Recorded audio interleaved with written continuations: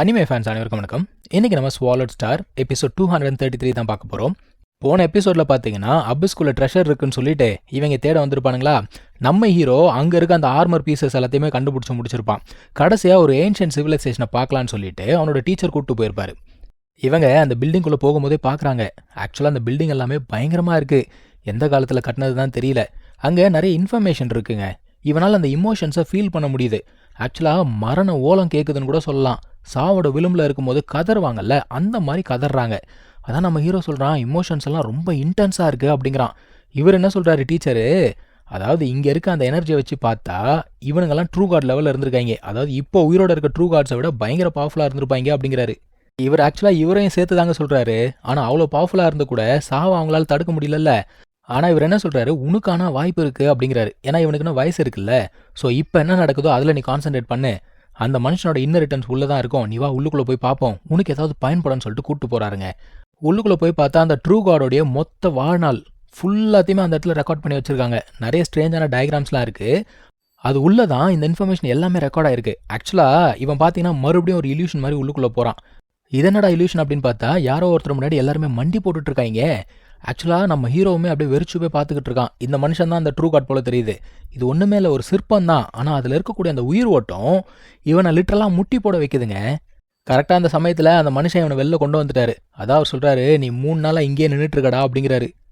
எது 3 நாளாக நின்றுட்டுருக்கணா? சரிங்க, அடுத்த வாட்டி நான் கேர்ஃபுல்லாக இருக்கேன் அப்படிங்கிறான். இப்போ அங்கே டயக்ராம்ஸ் இருக்குல்ல, அதெல்லாம் பார்த்தாலே தெரியுது இதில் நிறைய சீக்ரெட் டெக்னிக்ஸ் இருக்குது. இதை யூஸ் பண்ணி உன்னால் அடுத்த லெவலுக்கு போக முடியும்.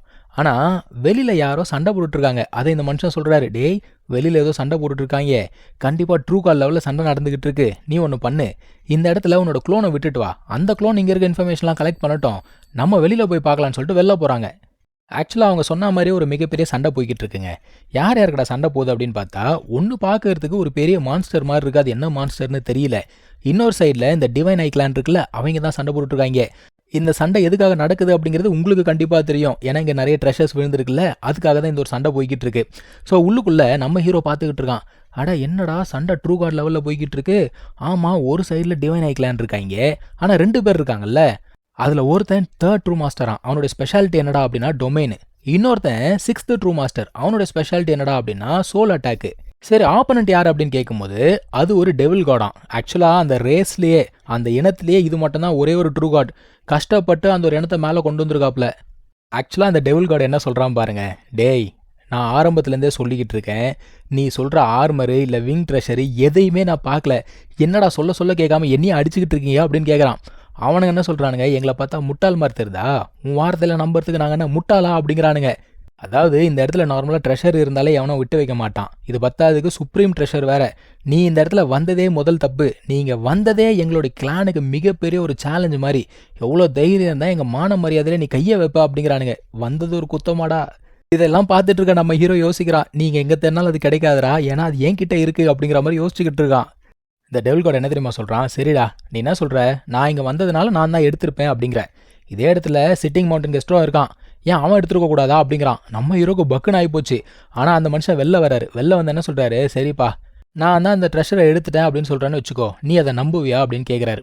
இப்போ இவனுங்களுக்கு பக்குன்னு ஆகிப்போகுது. இவனுங்க என்ன கேட்குறானுங்க, ஏன்பா தூரத்துலேருந்து வேடிக்கை பார்க்கறதுலாம் பத்தாதா, உனக்கும் அந்த ட்ரெஷர் மேலே ஒரு ஆசையா, நீ சண்டை போட போறியா அப்படின்னு கேட்குறானுங்க. அவர் என்ன சொல்கிறாரு, எப்பா எனக்கு சண்டையிலலாம் விருப்பம் கிடையாது, நான் தூரத்துலேருந்து வேடிக்கை மட்டும் பார்த்துக்கிறேன் அப்படிங்கிறாரு. ஆனால் கடைசியாக மனுஷன் என்ன சொல்கிறாரு, நான் சண்டை போட மாட்டேன் சரிதான், ஆனால் இங்கே இன்னொருத்தன் வந்திருக்கானே அவனை என்ன பண்ண போறீங்க அப்படிங்கிறாரு. யாரா இன்னொருத்தர் அப்படின்னு பார்த்தா நம்ம ஹியூஜாக்ஸ் ஃபவுண்டர். இப்போ நம்ம ஹீரோக்கு அதிர்ச்சி. ஏன்னா அவர் எதுக்காக வந்திருக்காரு, ஹீரோக்காக தான் வந்திருக்காரு அப்படிங்கிறது அவனுக்கு தெரியும். இவனுக்கு இன்னொரு பிரச்சனை என்னென்னா, அவர் தான் வந்து ஹியூமன் ரேஸ்க்கே பில்லரு. ஸோ இந்த சண்டையில் அவருக்கு ஏதாவது ஆச்சுன்னா என்ன பண்ணுறது, அந்த கவலை நம்ம ஹீரோக்கு. இவரை பார்த்த உடனே அந்த 2 பேர் என்ன தெரியுமா சொல்கிறானுங்க, நல்ல வேலை நீயே வந்துட்ட, ஏன்னா இங்கே 2 ட்ரெஷர்ஸ் இருக்குது அப்படிங்கிறது முதல்ல ஹியூமன் ரேஸ்க்கு தான் தெரியும். என்னை கேட்டால் நீ தான் அந்த ட்ரெஷர்ஸ் எடுத்திருக்க அப்படிங்கிறானுங்க. இப்போ இவன் பார்க்குறான் டெவில் கார்டு, டேய் கொஞ்ச நேரத்துக்கு முன்னாடி நான் தான் எடுத்தேன் அப்படின்னீங்க, இப்போ இவன் எடுத்தான் அப்படிங்கிறீங்க, உங்களுக்குலாம் வெக்கமே இல்லையா அப்படிங்கிற மாதிரி யோசிக்கிறான்.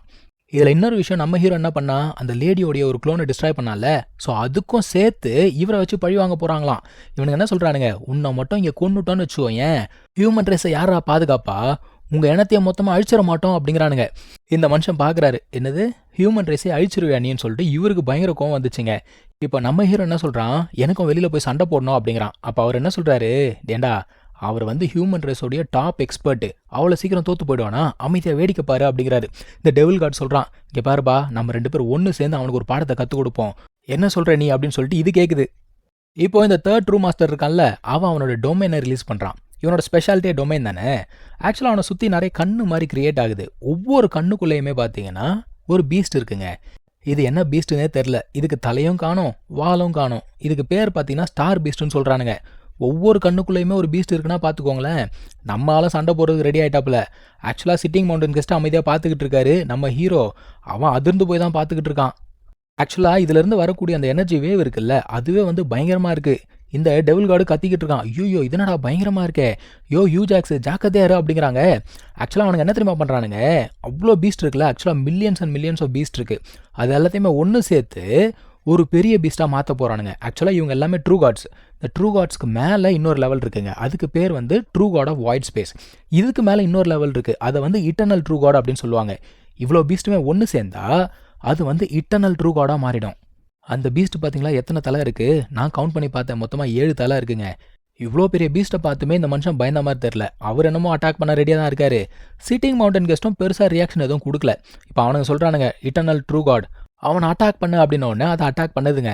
அந்த அட்டாக் இந்த மனுஷன் சிங்கிள் ஹேண்டில் தடுக்கிறாருங்க.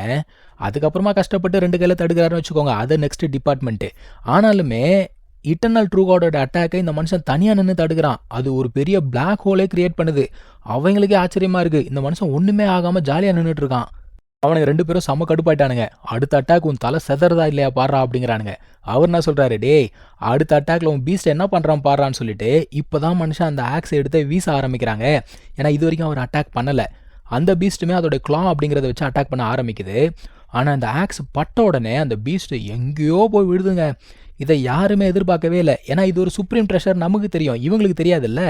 இப்போ தான் முதல் முறையாக அவனுங்க பார்க்குறானுங்க, இது டாப் டயர் சுப்ரீம் ட்ரெஷரா அப்படின்னு சொல்லிட்டு பார்க்குறானுங்க. இவர் என்ன சொல்கிறாரு, ஆமாண்டா சுப்ரீம் ட்ரெஷர் தான், இப்போ தான் கிடச்சிது, உங்களை வச்சு டார்கெட் ப்ராக்டிஸ் பண்ண போகிறேன் அப்படிங்கிறாரு. இவனுங்க நெக்ஸ்ட் என்ன தெரியுமா பண்ணுறானுங்க, 3 சுப்ரீம் ட்ரெஷர்ஸை வந்து கம்பைன் பண்ணுறானுங்க. இது பத்தாதுக்கு அவங்களோட சீக்ரெட் டெக்னிக் இருக்கும்ல, அந்த கிளானோட சீக்ரெட் டெக்னிக், அதையுமே சேர்த்து கம்பைன் பண்ணுறானுங்க. இப்போ நார்மலாக அந்த பீஸ்ட்டுக்கு விங்ஸ் எல்லாம் முளைச்சிருக்கு. ஸோ இப்போ அது எவ்வளோ ஸ்ட்ராங்காக இருக்குது அப்படிங்கிறது தெரியல. அடுத்த அட்டாக் பண்ணாதான் தெரியும். அது நம்ம அடுத்த வாரம் வரைக்கும் வெயிட் பண்ணாதான் தெரியும். தேங்க்யூ ஸோ மச் ஃபார் வாட்சிங். Take care. பை.